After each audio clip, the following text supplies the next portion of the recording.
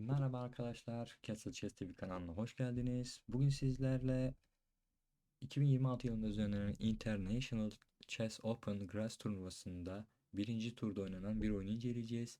Pranav Anand ve Vanda Barnabas arasında geçiyor ve bu oyunu seçmemin sebebi aslında biraz renkli olması. Renkli olması derken de aslında oyunu size anlattıktan sonra siz de anlayacaksınız.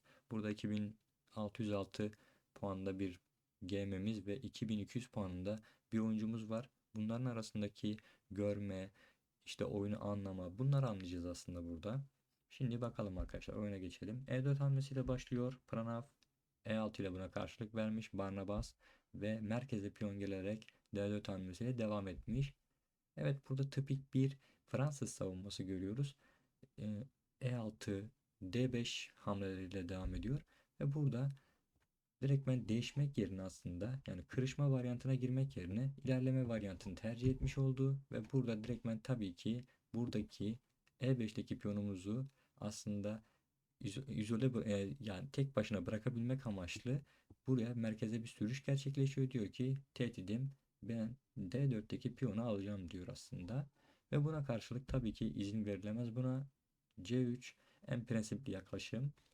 Ve burada tabii ki baskılar devam ediyor arkadaşlar. Gördüğünüz üzere arkadaşlar, buraya baskılar devam ediyor. Ve bunu tutmak amaçlı tabii ki at F3 hamlesiyle devam edildi. Ve vezirle gördüğünüz üzere arkadaşlar, şuradaki, çok özür diliyorum, şuradaki piyona tabii ki baskılar devam ediyor. Gördüğünüz üzere ve burada tabii ki A3 hamlesiyle devam edilmiş. A3 hamlesi aslında buradaki karenin önemini aslında sorguluyor. Atın buraya zıplaması, filin buraya zıplaması, bu durumlar istemediğinden dolayı direktmen A3 hamlesini peşin bir şekilde oynuyor ve oyun devam ediyor. Şöyle yapalım. Evet, burada şimdi fil H6 pardon at H6 hamlesi geliyor ve at H6 hamlesine karşılık da fil D3 gelişimini yaparak aslında Pranav rokunu da hazırlamış oldu ve burada değişimler başlıyor. Değişim yapmak istedi. Yani dedi ki ben bu piyonu aldım, sen ne yapacaksın diyor. Tabii ki arkadaşlar, burada direktmen bu piyonu alıp da devam edilebilirdi. Herhangi bir sıkıntı yoktu. Taş kaybetmiyoruz. Bunu size göstereyim hemen aynı şekilde. Mesela at da aldığınızda tabii ki at da alıyorum. Vezirle almak imkansız. Çünkü burada bir şah hamlesinden sonra tabii ki bu değişimlerden sonra vezir gördüğünüz üzere düştü arkadaşlar. O yüzden atla alınması tabii ki, yani burada bir piyon aldığımızda herhangi bir şey kaybetmiyoruz. Ee, evet arkadaşlar, burada direktmen tabii ki artık diyor ki ben bu piyonu da almak istiyorum diyor. O yüzden diyor ki ben filmi buraya geldim, ne yapacaksın diyor. Evet, şimdi Pranav'dan arkadaşlar güzel bir hamle daha geliyor. Artık şu hamleyle beraber, yani şurada hem alan kazanarak hem de buradaki filin de aktivitesini arttırmak amaçlı, bu kareyi de kullanabilmek amaçlı güzel bir hamleydi. Burada tabii ki piyon verildi mi tabii ki alınabilir ama tabii siyah tempolu devam eder arkadaşlar. Çünkü siyahın özür diliyorum, beyaz tempolu devam eder. Çünkü şöyle bir durum söz konusu. Arkadaşlar, daha siyahlar gelişimini tamamlamadı, rokunu atmadı. Doğal bir gelişim yok. Kalelerin birbirini görmeme durumu var. O yüzden arkadaşlar, yani burada bu piyonu almak aslında beyazların zaten açılıştan üstün bir başlangıcı var. Yani şöyle söyleyeyim. İlk başta oyuna başlarken beyazlar oyunu kontrol ettiği için ilk hamleyi yapan aslında daha da üstündür arkadaşlar. O yüzden zaten bu avantajı da daha da arttırmak anlamına gelir. Siyahlar eğer düzgün bir şekilde gelişmezse. Burada tabii ki kale hamlesiyle devam edilmiş. Kaleye arkadaşlar, burada direkt ben atı şuraya getirip aslında taşları kitlemek yerine aslında kaleye buraya gelerek diyor ki kardeşim, ben buraya geleceğim. Bu hatta ben de varım demek istiyorum diyor aslında. Evet, burada atla merkeze geliyor gördüğünüz üzere ve kale geldi. Kale geldikten sonra Barnabas da diyor ki artık ben de gelişimimi tamamlamak üzereyim. Rokumu atacağım ve oyun oynayacağız artık diyor. Ve burada fil de gördüğünüz üzere arkadaşlar bu kareden geldi ve gelişti arkadaşlar. Güzel bir gelişim hamlesiydi. Evet, bundan sonra evet piyonunu geri alıyor ve oyun devam ediyor. Burada bir H4 denemesi var aslında. H5 denemesi var. H4, H3 izin verilirse tabii ki bunlar. Ve burada merkeze aslında diyor ki hattına ben kalemi geldim, ne yapacaksın diyor. Evet, burada bir de bir A5 sallamış arkadaşlar. Demiş ki yani burada bir değişim olur mu? Zaten arkadaşlar gördüğünüz üzere burayı aldıktan sonra burada aslında biraz daha nasıl söyleyeyim size, atla aldıktan sonra belki bu karelere oturma gibi bir derdi olabilir. Çünkü sonuçta arkadaşlar kale koruması da var burada gördüğünüz üzere. Ama tabii ki almıyor. Sürüş yapıyor direktmen Pranav.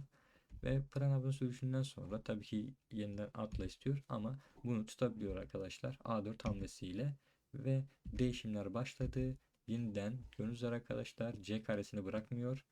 Barnabas diyor ki ben C karesindeyim şu anda, ne yapacaksın diyor. Ve burada bir H3 hamlesi geliyor. Aslında arkadaşlar H3 hamlesi şu anda herhangi bir, nasıl söyleyeyim size, hata olarak geçmesinin sebebi analizlerde, çünkü herhangi bir şu anda bir tehdit yok arkadaşlar burada. Yani bu kareyi kontrol etmenin bir manası yok. O yüzden H3 oynamak aslında gereksiz bir hamle. Yani diyor ki bilgisayar, gelişmemiş taşların var senin diyor. Al diyor, geliş diyor bu taşını. Oyun oyna diyor. Ama tabii ki burada bu H3 hamlesini yaptığından dolayı hata görünüyor.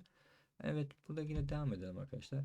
Evet, fil bu tarafa geliyor. Artık diyor ki ben bu kareyi kontrol ediyorum. Ne yapacaksın kalenin diyor. Kaleye geri dönüyor. Ve kale geri döndükten sonra burada arkadaşlar yani vezir bu tarafa doğru geliyor ama şöyle söyleyeyim, yani bu taraflara zaten atlaması imkansız. Gördüğünüz üzere arkadaşlar kareler tutulu.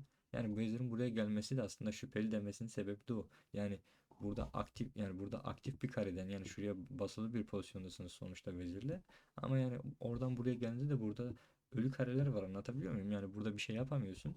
Tabii ki burada bu sürüşleri yapmak ne kadar mantıklı o da tartışılabilir. Çünkü yani şahın önü açılıyor ve burada bir güvenlik söz konusu olmaz. Ve burada Pranav'dan arkadaşlar basitçe devam ediyor. D3 hamlesi yapıyor. Fil D3 hamlesi yaptıktan sonra kale oynanıyor. Ve kale oynandıktan sonra ise atla bir gelişim söz konusu. Ve burada atını geri dönüyor. Atını adam edebilmek için şey arkadaşlar, gördüğünüz üzere atınızı hiçbir zaman, şöyle söyleyeyim size, hiçbir zaman, tabii ki istisnai durumlar olabilir, köşelere bırakmayın arkadaşlar. Çünkü atın köşelere oynaması onun bacaklarını kırdığından dolayı atlar merkezleri sever ve o yüzden atlarınızı arkadaşlar köşede bırakmamaya özen gösterin. Ve burada arkadaşlar artık Pranav beklemiyor ve diyor ki evet, ben senin piyonunu aldım.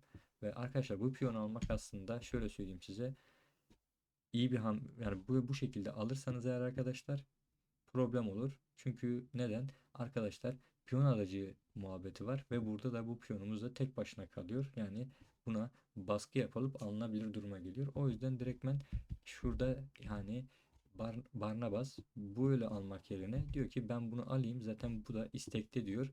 Eğer diyor ki sen bunu geri çekersen ben yine bunu alırım. Eşit bir taş kırışımı olmuş olur diyor. Ama tabii burada pozisyon güzelleşiyor iyice. Arkadaşlar bakın, burada güzel bir hamle var. Pranav taşını vermeden önce diyor ki ben bu şahın bir konumunu bozayım. Arkadaşlar ilk başta şah çekiyor burada. Yani şahı bu tarafa geçirerek buradaki karelerin zayıflığına dikkat çekiyor aslında. Öyle söyleyeyim size. Evet, bu tarafa aldıktan sonra tabii ki filimize geri alıyoruz. Pranav o şekilde devam ediyor ve atla devam ediyor arkadaşlar. Bakın bu at çok zavallı bir durumda. Yeni düzelmeye başladı ve bu tarafa gelip oturmak istiyor aslında. Çünkü onu burada şu anda rahatsız edecek bir şey yok. Yani ileri bir karakol noktası olarak düşünün burayı. Ve burada devam ediliyor. Fil geliyor arkadaşlar. Fil hamlesinden sonra Barnabas aslında G6 hamlesi yapıyor ve burada beklemeye başlıyor ve burada güzel bir hamle geliyor. G4 hamlesi geliyor. Arkadaşlar bu karenin, bakın bu karenin açılmasını istiyor aslında Pranav ve rakibi de bunu aslında yağ sürüyor arkadaşlar. Öyle söyleyeyim size. Yani bu taşı almak aslında çok kötü. Çünkü neden?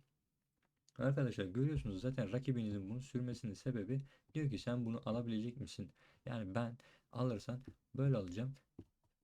Yani şahımı üst tarafa çıkacağım ve kalem bu tarafa geldikten sonra vezirimi de bir şekilde bu taraflara atarsam eğer diyor oyun olacak diyor. Yani kazanacağım diyor. Ama rakip de zaten buna direktmen hatalı bir şekilde yanıt verdiğinden dolayı evet, şimdi oyunun ilerleyişini görelim hemen.